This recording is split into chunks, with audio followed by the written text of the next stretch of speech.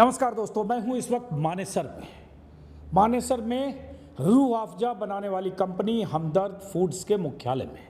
और यहां मैं इसलिए आया क्योंकि रूह अफ़ज़ा के खिलाफ सुनियोजित तरीके से बाबा रामदेव, व्यापारी रामदेव अपने शरबत के प्रचार के चक्कर में रूह अफ़ज़ा को बदनाम करने की साजिशें कर रहे हैं।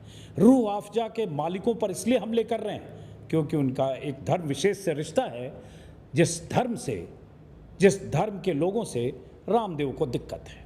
और उसी क्रम में दुष्प्रचार इस हद तक कि रूह अफ़ज़ा बनाने वाली कंपनी शरबत जिहाद कर रही है।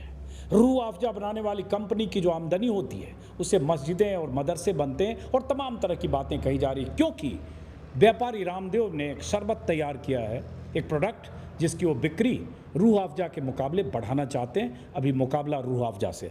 तो मैं यहाँ आया और 4 दिन पहले जब वीडियो किया मैंने पहली बार, तो मेरी जिज्ञासा हुई कि ज़रा देखूं कि मानेसर में जिस प्लांट में रूह अफ़ज़ा बनता है वहाँ कौन लोग काम करते हैं, किस तरह के मुलाजिम हैं, मालिक कौन है, मालिक और मुलाजिम के बीच कोई धर्म का रिश्ता है क्या। क्योंकि इस बीच ये भी हुआ, ट्विटर पर बहुत सारे लोग लिख रहे थे कि रूह अफ़ज़ा जो कंपनी बनाती है हमदर्द, वहाँ हिंदुओं के लिए नो एंट्री है, सारे मुलाजिम, सारे एम्प्लॉई सिर्फ मुस्लिम हैं। तो यहाँ आते ही मुझे जब प्लांट में मैं कुछ लोगों से बात कर रहा था तो बातचीत के क्रम में पता चला कि यहाँ जो कंपनी में, इस हमदर्द फूड्स के मुख्यालय में, इस मैन्युफैक्चरिंग प्लांट में जो टॉप पोजीशन पर कुछ लोग हैं, उनमें कौन लोग हैं, 3 लोग मेरे आसपास हैं। तो ज़रा इनसे परिचय कराते। पहले तो आपका शुभ नाम, परिचय आप खुद बताइए। मेरा नाम मंसूर है, मंसूर अली। मैं सेल्स एंड मार्केटिंग देखता हूँ हमदर्द फूड्स के लिए। मेरा नाम शैलेश तिवारी है। मैं यहाँ पे as a chief of plant operation काम कर रहा हूँ पिछले 11 सालों से। शैलेश तिवारी हैं, चीफ ऑफ ऑपरेशन प्लांट काम कर रहे हैं 11 साल से। नाम पर गौर कीजिए। आपका शुभ नाम? मेरा नाम डॉक्टर संजीव त्रिपाठी है और मैं यहाँ 4 साल से क्वालिटी डिपार्टमेंट देख रहा हूँ। संजीव त्रिपाठी हैं, 4 साल से क्वालिटी डिपार्टमेंट में। आपका शुभ नाम? मेरा नाम रेहान है और मैं मार्केटिंग डिपार्टमेंट में हूँ एज अ ब्रांड मैनेजर। आपका शुभ नाम? नज़दीक आइए थोड़ा। मेरा नाम सचिन है और मैं यहाँ पर रेगुलेटरी एंड R&D डिपार्टमेंट पूरा नाम? सचिन पुंडीर। सचिन पुंडीर, ये मैनेजर हैं रेगुलेटरी एंड R&D डिपार्टमेंट में।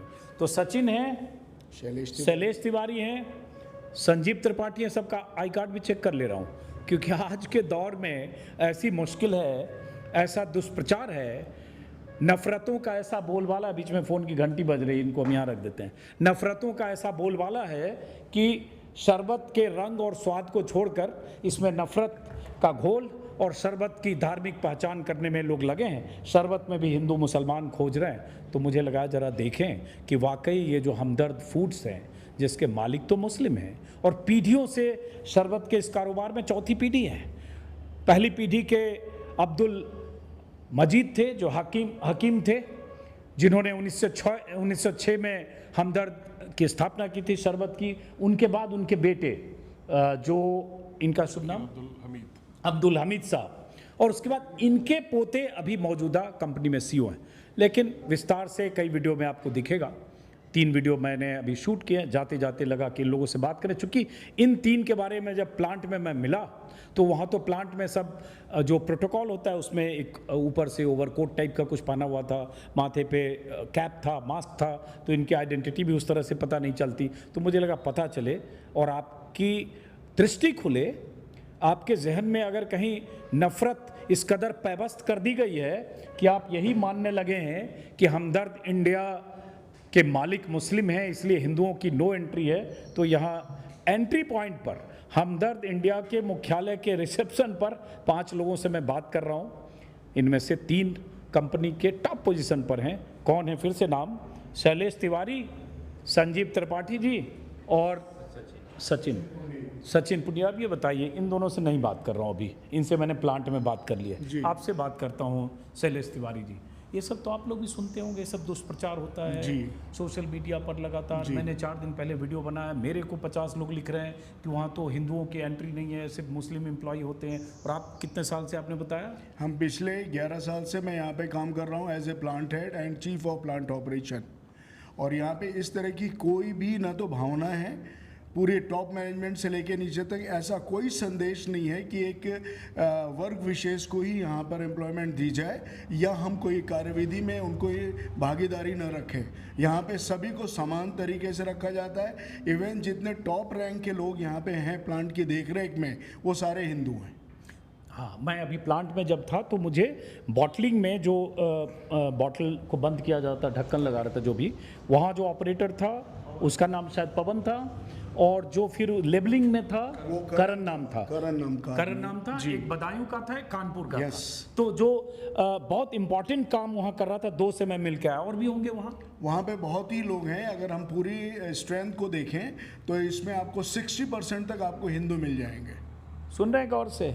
और नफरती लोग जो इस वीडियो के बाद शायद मुझे फिर ट्रोल करेंगे, और जो स्वामी रामदेव या IT सेल के लोग जो इस तरह का दुष्प्रचार करते हैं, उनके लिए स्थायी तौर पर ये जवाब है। और जब भी लोग इस तरह की बात सोशल मीडिया पर करें तो ये वीडियो उन्हें ज़रूर फॉरवर्ड कीजिए कि हमदर्द इंडिया में किस तरह के लोग काम करते हैं। तो ये बताओ, आप भी सुनते होंगे, आप इतने साल से यहाँ काम करते हो, अभी मैं आपके CEO जो हामिद साहब, उनसे भी मिला, तो कभी आपको यहाँ इतने सालों से काम करते हुए ये रियलाइजेशन हुआ कि आप हिंदू हैं, मालिकान मुस्लिम है, और यहाँ कोई धार्मिक आधार पर किसी भी तरीके का यहाँ पे पक्षपात नहीं है किसी धर्म विशेष के लिए। और इसमें मैं और भी चीज़ें अपनी तरफ से बताना चाहूँगा। जो हमारे तीज और पर्व हैं, वो यहाँ पर दूसरे जो मुस्लिम समुदाय के पर्व हैं उनसे ज़्यादा अच्छी तरह मनाए जाते हैं। हम प्लांट के अंदर यहाँ पे विश्वकर्मा डे मनाते हैं जो बड़ी धूमधाम से, और उसमें सारे एम्प्लॉय हिंदू हो या मुस्लिम सभी लोग शरीक होते हैं, सभी लोग उसमें शरीक होते हैं। होली है, दीपावली है, सभी हम अच्छी तरीके से यहाँ पर मनाते हैं, गेट टुगेदर करते हैं और सभी लोग आकर के हम शरीक होते हैं। उसी तरीके से हमारा कभी ईद होती है या दूसरे पर्व होते हैं तो हम सभी लोग बढ़ चढ़ करके उसमें हिस्सा लेते हैं। कभी ऐसा एहसास नहीं हुआ कि हमें कोई भी वर्ग विशेष या कहीं से कोई पक्षपात किया जाए। अभी इनके केबिन में मैं गया था इनको बुलाने के लिए, यहाँ वीडियो शूट करने के लिए, तो इनके केबिन में देखा मैं बड़े बड़े मॉनिटर लगे हैं और पता नहीं कितने CCTV लगे हैं, और सारे CCTV का कंट्रोल सारे मैन्युफैक्चरिंग यूनिट से लेकर और अलग अलग ब्लॉक के सारे कंट्रोल इनके पास है। मतलब इनकी बहुत अहमियत है इस कंपनी में कि ये वहाँ बैठे हैं जहाँ से एडमिनिस्ट्रेटिव कंट्रोल पूरी बिल्डिंग, पूरे कैंपस का इनके पास है रिमोट के साथ। तो ये अहम भूमिका, अहम जिम्मेदारी अगर हमदर्द फूड्स के मालिकों ने, ट्रस्टियों ने ऐसे लोगों को दिया है और इन पर उनका ट्रस्ट है, तो आप समझिए कि आप अगर दुष्प्रचार करते हैं तो क्या कहते हैं। आपको कभी लगा, संजीव आप 4 साल से हो शायद, हाँ जी, आपको कभी ये फीलिंग हुई?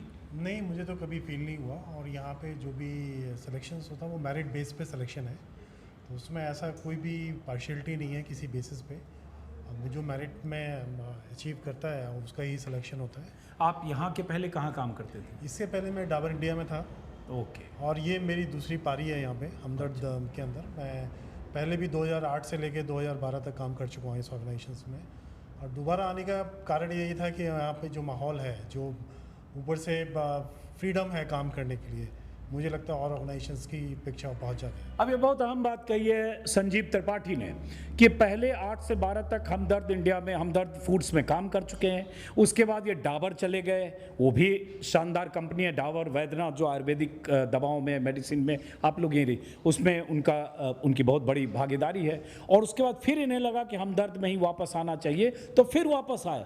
अगर इस कंपनी में कुछ भेदभाव होता, धार्मिक आधार पर कंपनी के जो प्रमोटर्स हैं, ट्रस्टी हैं, उनका अगर कोई भेदभाव का रवैया, नज़रिया होता, तो संजीव ये डाबर छोड़कर यहाँ क्यों आते वापस उस कंपनी में जिस कंपनी से डाबर चले गए? इस आधार पर सोचिए, समझिए। ये वीडियो, बाकी जो 2 वीडियो मैंने शूट किया है अभी, उसके बाद मैं क्लोजिंग वीडियो कर रहा हूँ, उससे ज़्यादा इंपॉर्टेंट है, क्योंकि उस प्रोपेगेंडा को एक्सपोज करना, जिस प्रोपेगेंडा के तहत बाबा रामदेव, जिन्हें मैं व्यापारी रामदेव कहता हूँ, लाला रामदेव कहता हूँ, कारोबारी रामदेव कहता हूँ, वो, उनकी पूरी फौज और बहुत सारे ऐसे लोग दुष्प्रचार कर रहे हैं। मैं बार बार कहता हूँ, शरबत को स्वाद से तय कीजिए, इसकी तासीर से तय कीजिए, मिठास से तय कीजिए। आपको पीना है पीजिए, नहीं पीना है मत पीजिए। ये नहीं किसी और का शरबत पीना है पीजिए, डाबर का पीजिए, वैद्यनाथ का पीजिए, कोई और पीजिए। लेकिन इस आधार पर कि शरबत बनाने वाले मुस्लिम हैं, मालिक मुस्लिम, मुलाजिम मुस्लिम, और इसलिए उसके आधार पर, धार्मिक आधार पर आपने शरबत की भी मजहब तय कर दी, तो यहाँ इसकी मैं तस्दीक करना चाहता हूं कि ये कौन लोग हैं, और यहाँ इस आधार पर कोई भेदभाव कम से कम यहाँ नहीं है। ये वीडियो मेरे लिए बहुत ज़रूरी है कि आप ज़्यादा से ज़्यादा लोगों तक पहुँचाएं। फिर आप बताओ सचिन जी, आपको रहते हुए कभी यहाँ फील हुआ भाई आपके पर्व त्यौहार आते हैं, जैसे इन्होंने कहा कि हम हर पर्व त्यौहार को उसी तरह से मनाते हैं, विश्वकर्मा डे और ये, तो जो भी हमारे त्यौहार होते हैं वो हम अपने तरीके से मनाते हैं, और यहाँ पर जितने भी पर्व मनाए जाते हैं सारे समान तरीके से मनाए जाते हैं। अब ये बताइए, आप लोग ये सुनते होंगे, आपसे इसलिए कम बात कर रहा हूँ कि ये तो आपकी धार्मिक पहचान पे ही तो सारे लोग हमला करते हैं, तो इसलिए मैंने कहा कि ज़रा इनकी पहचान ज़माने के सामने, दुनिया के सामने आनी चाहिए।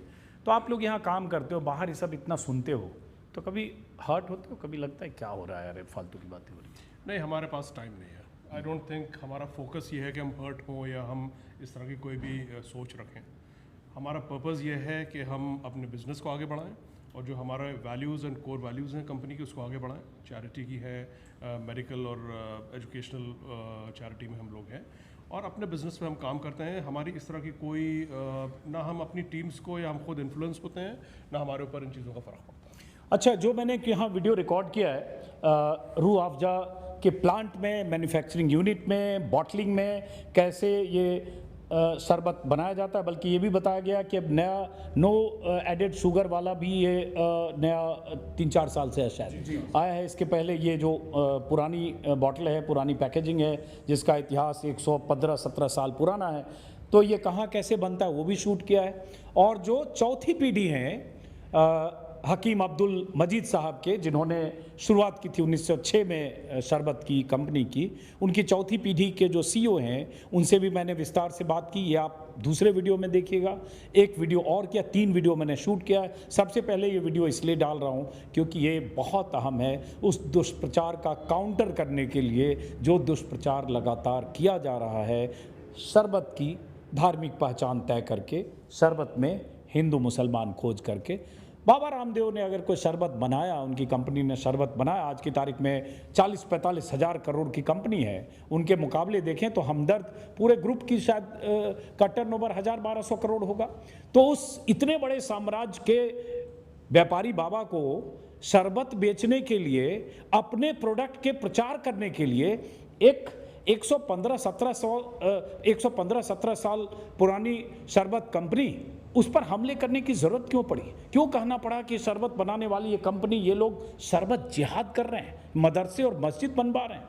जबकि यहाँ बताया मुझे इस कंपनी के सीईओ ने कि 85%, शायद यही आंकड़े बताए उन्होंने, 85% चैरिटी में खर्च करते हैं, शैक्षणिक संस्थानों में, स्कूलों में, कॉलेजों में, और इस तरह के काम में जो आमदनी होती है कंपनी की, उसका 85% अपने आप में बहुत बड़ी बात है। उन्होंने साफ साफ कहा है कि न तो हम मस्जिदें बनवाते हैं, न हम मदरसे बनवाते हैं, हम अपनी आमदनी का बहुत बड़ा हिस्सा 85% चैरिटी में खर्च करते हैं। कई तरह के संस्थानों के नाम उन्होंने गिनाए, उन्होंने अपना अतीत बताया, अपनी पारिवारिक पृष्ठभूमि बताई, क्यों शरबत की इस कंपनी ने शरबत के स्वाद को 115-17 साल से वैसे ही मेंटेन रखा है, इसकी तासीर को, इसकी मिठास को क्यों बदलने की कोशिश नहीं की, इसके इंग्रेडिएंट्स जो इसमें डाले जाते हैं वो क्यों वही रखे गए जो मौजूदा जो ट्रस्टी हैं उनके ग्रेट ग्रैंडफादर ने शुरुआत की थी 1906 में।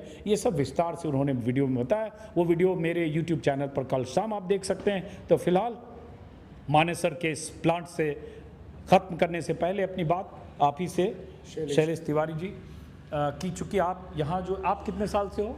मैं हूँ 10 साल से। आप? मैं 2 साल से। तो ये 5 लोगों में सबसे ओल्डेस्ट यही है? यस, सीनियर मोस्ट अगर कहें, सबसे ओल्डेस्ट एम्प्लॉय हैं, 5 लोग हैं, इसमें सबसे ओल्डेस्ट शैलेश तिवारी जी हैं। तो ये बताइए, जैसे आप लोग कह रहे हैं कि यहाँ कोई भी पर्व त्यौहार हो, हिंदू मुस्लिम, कभी इस आधार पर कुछ लगता नहीं। जो एम्प्लॉय काम करते हैं उनमें भी जाहिर है कोई ऐसी फीलिंग नहीं होती होगी, उनको इससे क्या मतलब कि कौन पैक कर रहा है, अगर तो वो पवन है, कोई उसमें वो लगा रहा है उसके लेबल, तो वो करण है, कोई पीछे से घोल बना रहा है, कहीं ऊपर देख रहा है वो कोई और सुलेमान है, साजिद है, इससे कोई फर्क नहीं। कभी भी कोई ऐसा किसी भी तरह की भावना किसी भी हमारे एम्प्लॉय में नहीं आई। और मैं और बताऊं आपको कि जो सवेरे का टी ब्रेक है वो एक साथ करते हैं, दोपहर का लंच वो एक साथ करते हैं, एक साथ उठते बैठते, किसी भी प्रकार का कोई भेदभाव कभी महसूस ही नहीं हुआ।